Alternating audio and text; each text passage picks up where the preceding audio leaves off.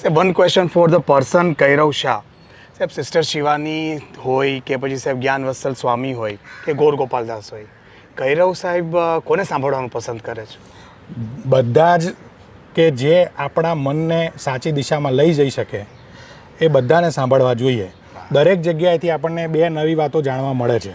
શિવાની દીદીને પણ મેં સાંભળ્યા છે, ગોર ગોપાલદાસજીને પણ હું ફોલો કરું છું, બ્રહ્મવિહારી સ્વામી, સંતરામ મહારાજ, દુનિયાના બધા જ સંતો કે જે આપણા સ્ટ્રેસફુલ લાઈફને એક પ્રકાશના પથ પર લઈ જાય, જે આપણને સાચી દિશામાં વાળે અને જે આપણને ખોટું કામ કરતાં અટકાવે, એ બધાને સાંભળવા જોઈએ.